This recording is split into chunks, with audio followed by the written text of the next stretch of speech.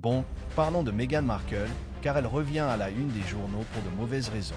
On aurait pu croire qu'après tout le bruit autour de sa sortie royale, les retombées du podcast et les déboires de Netflix, elle se ferait discrète un moment. Mais non, Meghan a décidé que c'était le moment idéal pour refaire surface avec une vidéo que personne n'avait demandé, faisant quelque chose que personne ne voulait voir. Et laissez-moi vous dire que ça a explosé, pas comme elle l'espérait probablement. C'est devenu viral, certes, mais pas parce que les gens l'ont adoré, bien au contraire. Voici donc ce qui s'est passé. Meghan Markle, sortie de nulle part, publie cette vidéo sur Instagram. On la voit danser sur du rap et du hip-hop old school, censé dater d'il y a 4 ans, lorsqu'elle était enceinte. Sans contexte, sans légende, juste ses mouvements maladroits, essayant de dégager une énergie de maman joyeuse. On sentait presque à quel point elle voulait que ça devienne viral, mais positivement. Elle pensait peut-être que ça la présenterait comme quelqu'un de sympathique, d'audacieux, de spontané ou toute autre image qu'elle essaie de retrouver ces derniers temps. Mais ça n'a fait que faire grincer des dents. Soyons honnêtes, si quelqu'un d'autre avait posté un truc pareil, ça aurait peut-être juste récolté quelques likes de pitié avant de disparaître dans le vide. Mais c'est Meghan Markle. Chacun de ses faits et gestes est décortiqué, surtout avec la façon dont elle se positionne dans les médias. Dès que cette information a été mise en ligne, elle a commencé à faire le buzz sur Twitter, TikTok, Reddit et j'en passe. Et pas dans le genre « regarde comme elle est cool », mais plutôt « c'est quoi ce bordel ?» Les gens en ont fait les pitreries à tout va. Et il n'a pas fallu longtemps pour que les mêmes fusent. Mais la réaction négative sur les réseaux sociaux n'était qu'un début. En coulisses, ce petit post a créé un véritable casse-tête pour Netflix. N'oubliez pas que Meghan a toujours ce contrat avec eux. Vous savez, cette série documentaire, avec Amour Meghan, censée la présenter comme une voix réfléchie sur la parentalité, l'identité et le développement personnel.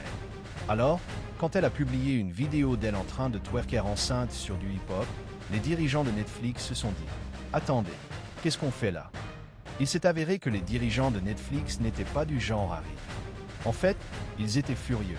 Des dirigeants comme Greg Peters, qui avaient auparavant été disposés à laisser Meghan libre cours à sa créativité, ont jugé cette publication irresponsable. Elle n'était pas seulement inappropriée, c'était un handicap, car, qu'elle le veuille ou non, Meghan représente désormais Netflix. Lorsqu'elle publie des contenus en ligne, elle ne le fait pas seulement en tant que Meghan. Elle agit en tant que personnalité publique sous contrat avec une grande plateforme. Cela signifie que tout ce qu'elle partage les affecte. Ils ont donc convoqué une réunion d'urgence, littéralement. Des courriels ont été envoyés, des appels ont été passés. Et à la fin de la journée, Meghan se voyait ordonner sans détour de retirer la vidéo. Sans édulcorer, sans faire de pression. Juste un ordre direct, supprimer la publication. Mais c'est là que les choses ont vraiment pris une autre tournure. Elle a refusé catégoriquement, a affirmé qu'elle ne la supprimait pas, a affirmé que c'était son moyen d'expression, qu'elle l'utilisait pour riposter aux critiques qu'il a raillées depuis des années. En gros, elle a dit que cette vidéo était sa façon de se réapproprier le récit, ou quelque chose du genre. C'est une chose de publier un message douteux, mais en rajouter et de refuser de coopérer avec le studio avec lequel on est sous contrat, c'en est une autre. Et Netflix n'a pas pris ça à la légère. Des sources affirment avoir émis un avertissement direct. C'est votre dernier coup. Si vous commenciez à faire des erreurs, non seulement son contrat ne serait pas renouvelé, mais il commencerait aussi à se retirer des projets en cours. Et devinez quoi? C'est exactement ce qui a commencé à se produire. D'abord, ils ont mis un terme à son projet de promotion de We Love Meghan sur les réseaux sociaux. Elle se préparait à lancer toute une campagne. Coulisses, interviews, questions-réponses sur Instagram, tout le tralala. Annulé sur le champ. Pas de publication, pas de promo, rien. Netflix ne fait pas que reculer, ils font comme si la série n'existait pas jusqu'à sa diffusion. C'est incroyable quand on pense à tout le battage médiatique qu'ils lui ont fait il y a 1 an. Et ce n'est pas tout. On dit qu'elle a désormais été exclue de la salle de montage. Apparemment, Meghan souhaitait s'impliquer activement dans la post-production de son émission. Elle voulait façonner le message, comme elle le disait. Mais maintenant, elle est complètement exclue de ce processus. Netflix ne veut pas qu'elle s'en approche. Ils font discrètement le ménage, essayant de sauver ce qu'ils peuvent sans créer de plus gros problèmes de communication. Pendant ce temps, Meghan serait furieuse.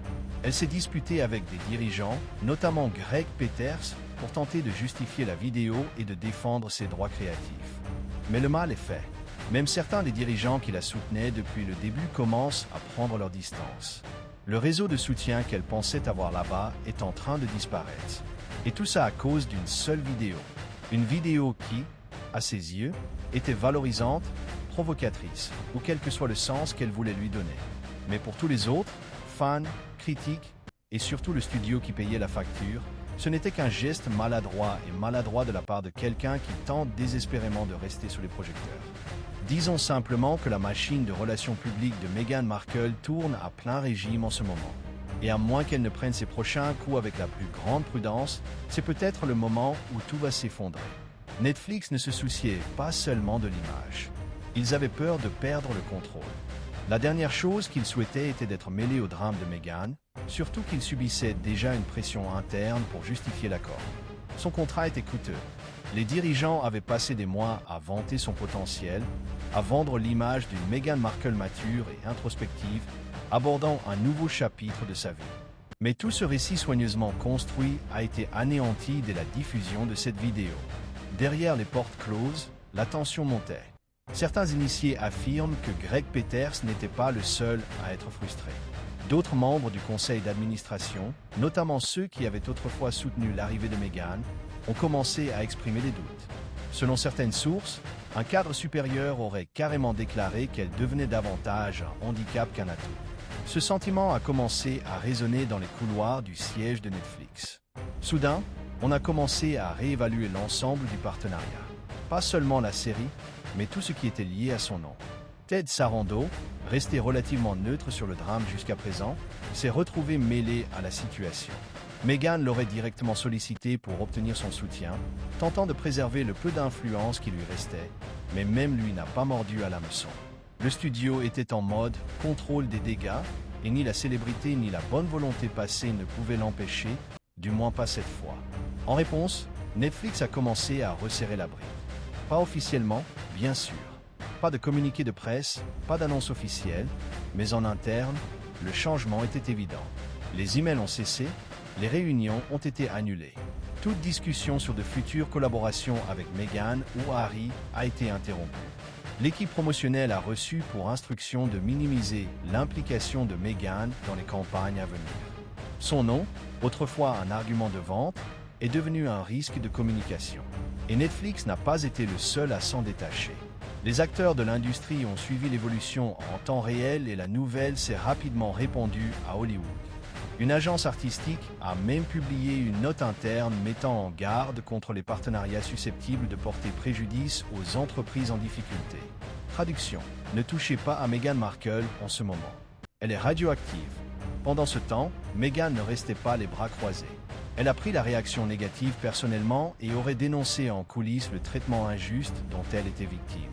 Ses proches affirment qu'elle croit sincèrement que cette vidéo était inoffensive et que cette indignation n'est qu'un exemple parmi d'autres de la tentative de la réduire au silence. Elle se voit comme une femme exprimant joie et liberté et ne comprend pas pourquoi quiconque pourrait l'apercevoir autrement. Mais voilà, le contexte compte. Quand on est lié à une grande entreprise, quand son image publique est liée à un accord commercial, chaque geste a des conséquences. Il ne s'agit plus seulement d'expression personnelle. Meghan a peut-être l'impression d'être authentique, mais Netflix essaie de protéger ses résultats financiers. Et pour l'instant, les deux sont sur des planètes complètement différentes.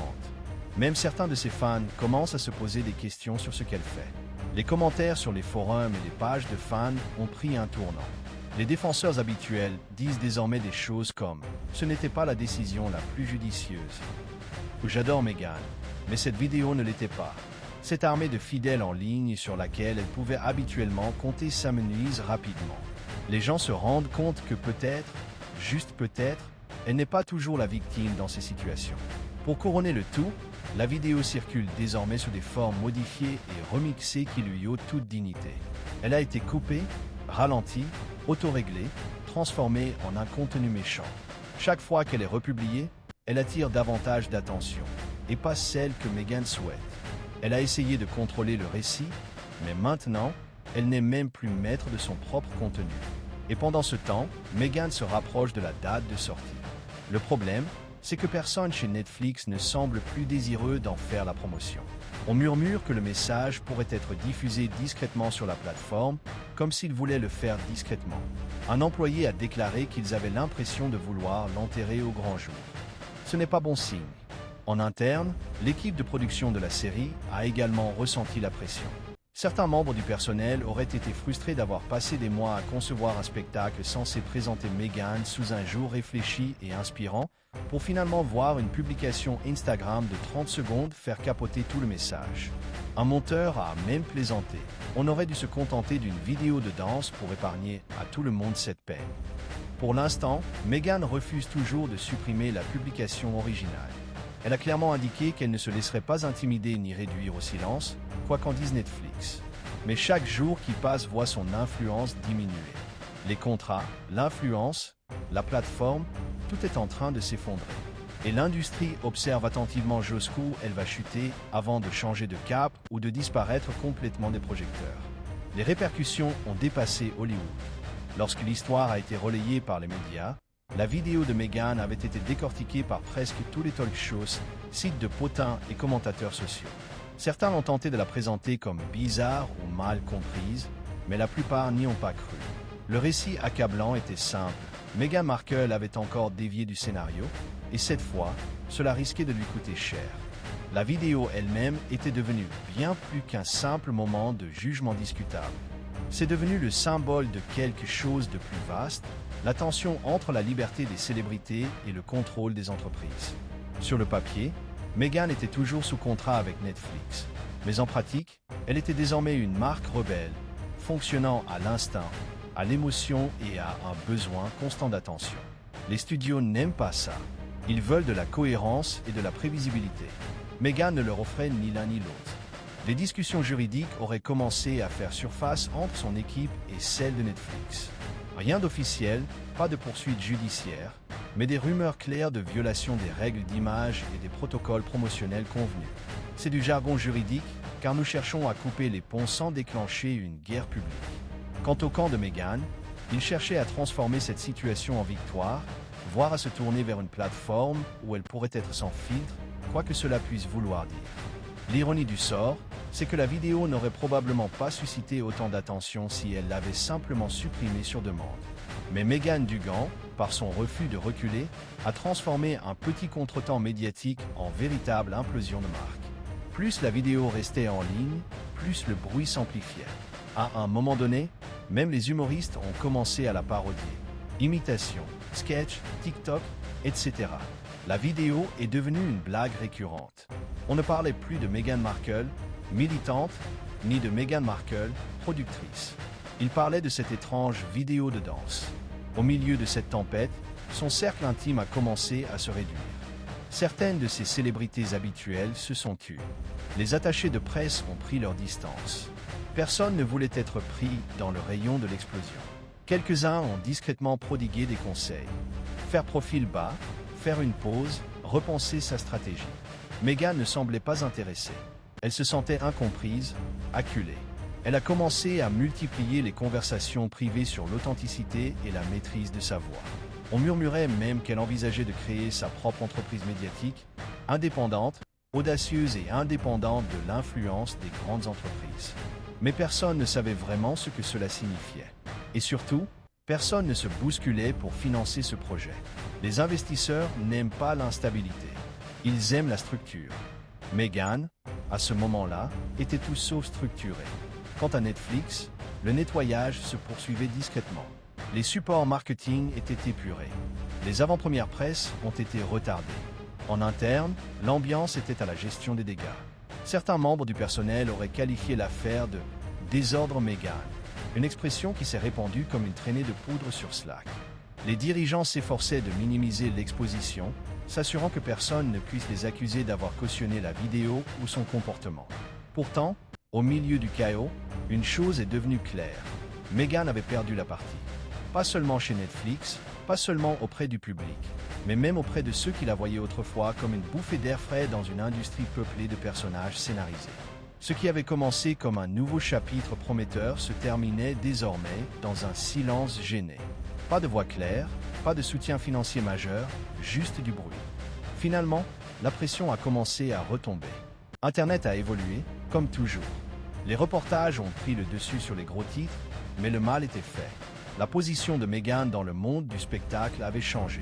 Elle n'était plus la jeune princesse devenue la coqueluche des médias. Elle était désormais un exemple édifiant, un rappel qu'être sous les feux des projecteurs ne signifie pas maîtriser l'histoire. Son émission, Avec Amour, Meghan, est sortie discrètement et presque sans fanfare. Pas de tournée de presse, pas de soirée d'avant-première. Netflix l'a laissé tomber comme une pierre dans un étang, en espérant que les répercussions ne se feraient pas trop sentir. L'audience fut, au mieux, modeste, et les critiques allaient de tièdes à indifférentes. Les critiques le qualifièrent de flou, de performatif et de décalé. Le public ne s'attarda pas. Malgré tout, Meghan a essayé de maintenir l'élan. Elle a publié sur ses réseaux sociaux des citations vagues sur la croissance, la force et l'authenticité. Mais leurs fiançailles n'étaient plus ce qu'elles étaient. Les gens s'étaient déjà fait une opinion, et cette fois, ils ne changeaient pas. Finalement, Meghan Markle a obtenu ce qu'elle voulait, de l'attention, mais pas celle qui bâtit des empires ou inspire des mouvements. C'était une attention passagère, celle qui fait fureur pendant un jour, peut-être deux, avant de disparaître dans l'histoire d'Internet. Pour quelqu'un qui faisait autrefois la une des journaux du monde entier à chaque geste, cela a peut-être été le plus douloureux, car la célébrité ne se résume pas à être vue. C'est aussi être prise au sérieux. Et après tout, c'est peut-être ce qu'elle a vraiment perdu.